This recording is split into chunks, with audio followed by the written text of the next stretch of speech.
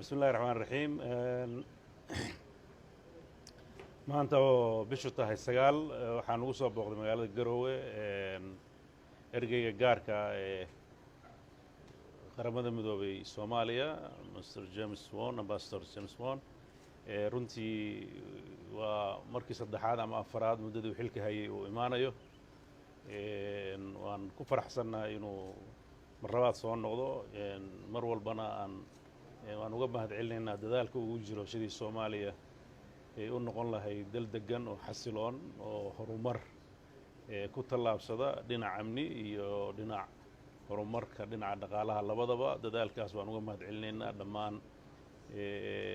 dalalka Soomaaliya taageera ee saaxiibada la ah UN-ku ugu muhiimsan yahay waxyaabaha Soomaaliya horumarkeeda ka socda waxyaabaha ugu weyn oo maanta aan ka wada hadalna waxay ahayd sidii dalka marxaladda uu ku jiro looga wada hadli lahaa marxalad runtii dad badan ay dhici karto inuu mugdi uga jiro ayaa la marayaa waxaan rajaynaynaa dadaaladaas iyo wada hadalladaas aan yeelanay iyo kuwa uu madaxda kale ee Soomaaliyeed meel kasta joogaan uu la yeelan doonaba inay qayb ka ahaato inuu yimaado isfaham ku dhisan habka dalka nabadiisu u soconayso dalka doorashooyin lagu wada qanacsan yahay uga dhici lahaayeen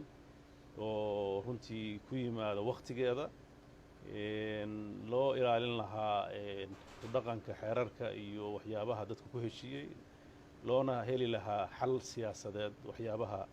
hadda lagu kala aragti duwan yahay marka kulan aad u wanaagsan waqti dheer qaatay buu ahaa waan ku faraxsanahay sida aan afkaarta iyo hadallada isku weydaarsanay waxaan rajaynaynaa inuu mid dhalo soo dhawow Mr. James. Your Excellency, Mr. President, members of the press, good morning, good afternoon. It's a pleasure to be back in Garowe on one of my regular visits to federal member states.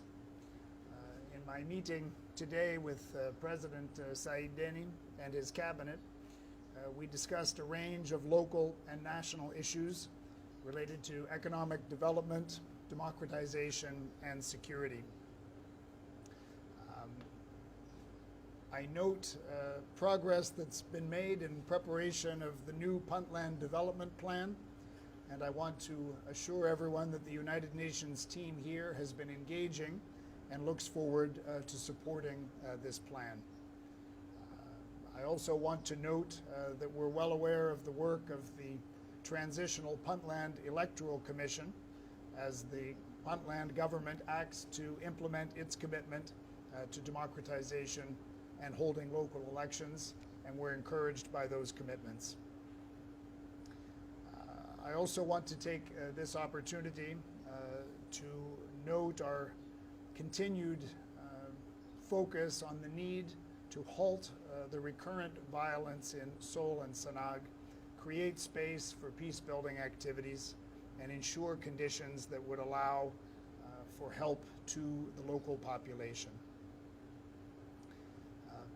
President Saeed Deni and I had the opportunity to discuss progress and remaining challenges related to 2020 national priorities, which include debt relief, one-person, one-vote elections, strengthening security, and finalizing the federal constitution. I urged an active and constructive role for Puntland in supporting and advancing all of these priorities. I also shared the international community's real concern about the risks posed by the current political impasse between the federal government and some federal member states. It's the view of the United Nations that Somalia's leaders must urgently come together in a spirit of national unity to overcome differences and find consensus on how best to move forward in the interests of the Somali people. President Saeed Deni described to me plans to hold in the coming week a Puntland-wide inclusive consultation to consider issues of importance to Puntland and to the nation. I look forward to learning of the outcome of this initiative, and I hope that it may contribute to discussions of advancing federalism based on Somalia's provisional federal constitution and the Puntland Constitution. Once again, I thank President Saeed Deni, his government, and the people of Puntland for their warm welcome during my visit. Thank you, sir.